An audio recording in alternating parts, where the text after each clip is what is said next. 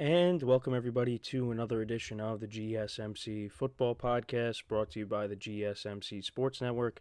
As always, I'm your host, Kenneth Grunfelder, and it's great to have you guys here on this Tuesday, September 3rd. We have a lot to cover on the show today. Before I get into that, just want to remind you guys to tip or donate and get your comment recognized. Make sure to go to the Super Chat icon, the $ icon in the chat. This will display a super chat on the live broadcast. If you have any questions, any comments that you want to make, that I will acknowledge and shout out. And it's just a great way to make the show more interactive between myself, the host, and you guys, the viewers. That's really what it's all about. Any contribution that you can make to the show really means the world to us, and we greatly appreciate it. So there's that way, but there's also the other way to help out the show, is that by going to the link below the chat, below the show segment, which is GSMCPodcast.net. But like I said, we appreciate your viewership each and every day. Any contribution you make means the world to us, as we give you guys content each and every day throughout the week.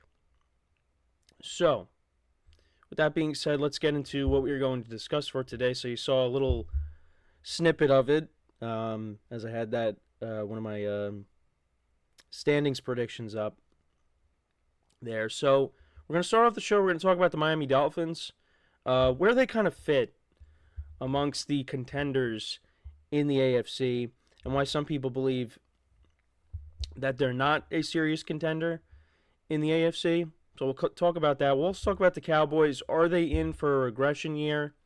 They didn't really have a big offseason, so I'm kind of just going to talk about where the Cowboys are currently sitting amongst the teams in the NFC and what to expect out of them, even though we've kind of talked about them a lot, and I've kind of already given my opinion on it, but we'll just talk about it again.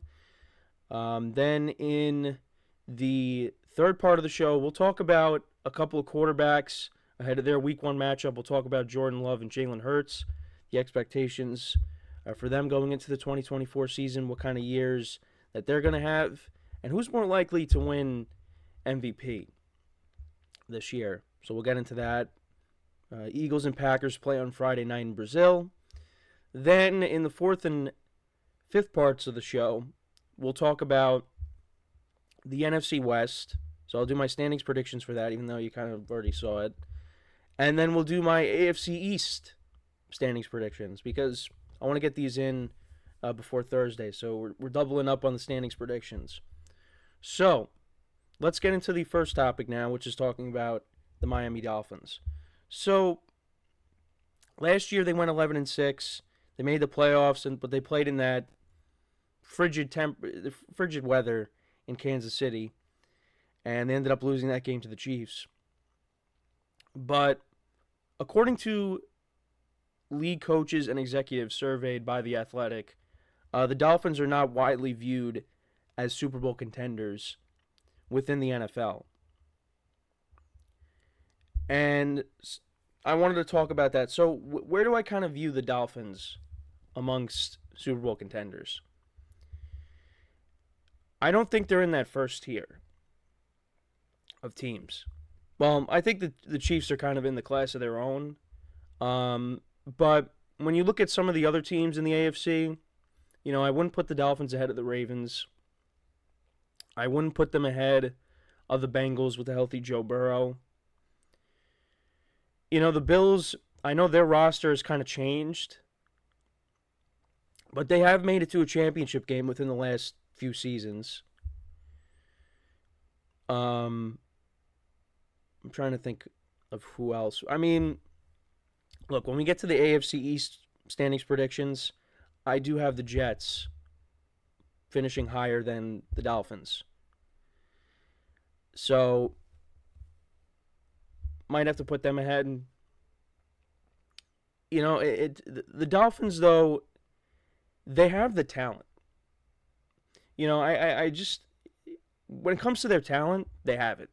When you look at their offensive playmakers with Tyreek Hill and Jalen Waddle, and, Tua had a productive year last year, and now he's coming off of a big contract. Oh, sorry, I forgot. Actually, back to the teams, I forgot to put the Texans there. I actually would put the Texans ahead of the Dolphins as well, with the moves that they've made this offseason. But Dolphins got a ton of talent on offense. I know their defense have to retool it a little bit. Guys are coming off an injury, and some other guys left in free agency. Christian Wilkins, Anthony Van Ginkel. They had to release Xavier Howard.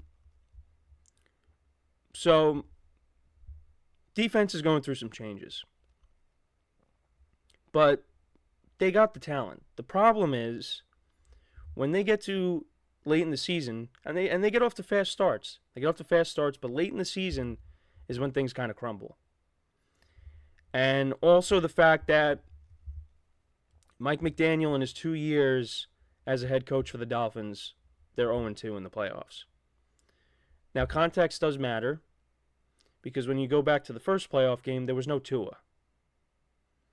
They lost that game to the Bills, I think, 34-31, and that was with Skylar Thompson at quarterback. The Dolphins actually had a chance to win that game. Now, the Bills kind of helped them out a little bit because there were some turnovers in the game. But that was a game they could have won. And then last year, I don't think really any team was beating the Chiefs in that temperature, in those temperatures. I just don't think that was happening. So, yeah, I think the biggest thing for me is not much the playoff losses. It's more so the collapses towards the end of the year in the regular season. That's the problem I have. I'm going to give them a little bit of a pass for those 2 playoff losses.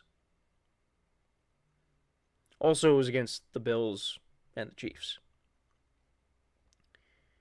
And the game against the Bills, you were playing Skylar Thompson. It's really the collapses, especially last year. You had an opportunity to have a top 2 seed in the AFC, and you choked that away. You end up losing that final game of the regular season in your own stadium against the Bills, and instead of having a top 2 seed, you're going on the road to play Kansas City as a wild card team.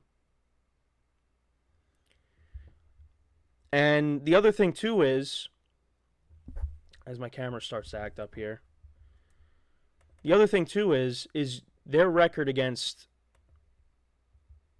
teams that are over 500. The only team that the Dolphins beat over 500 last year was the Cowboys, who struggled on the road. And that game was a tight game.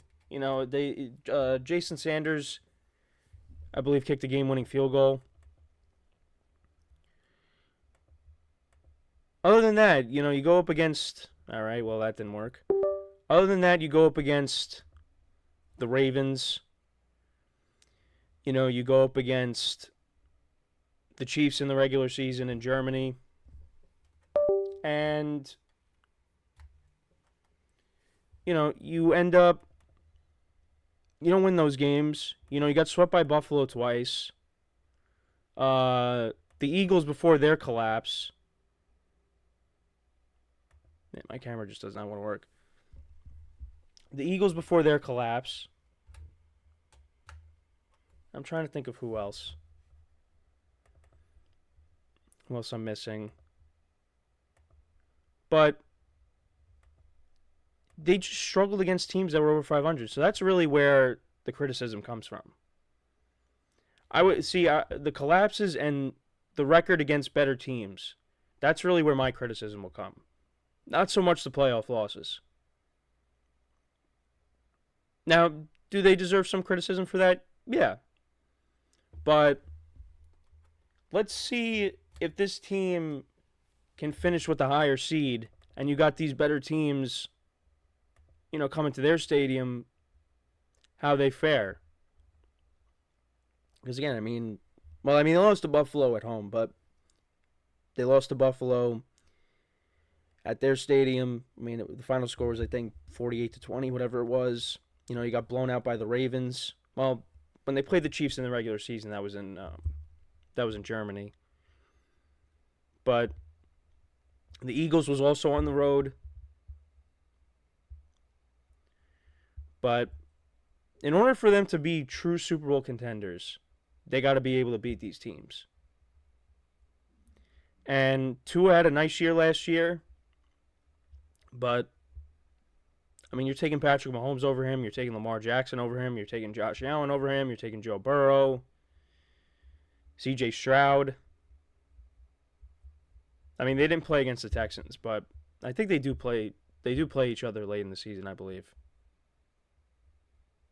Yeah, they do. Because the Texans do play the AFC East this year. So that's really what it comes down to. And for the defensive side of the ball, you got guys trying to come back from injury, and went through some changes. They had to let go of some guys. So we'll see how the defense plays. They're playing against the Jags to start off the year.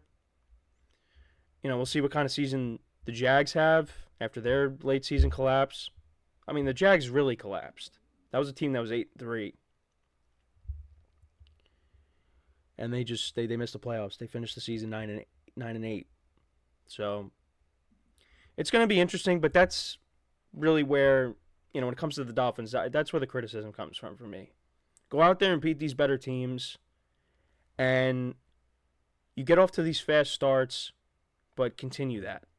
Don't fall off towards the end of the year. I do think Mike McDaniel's a good coach. I think he's the right guy.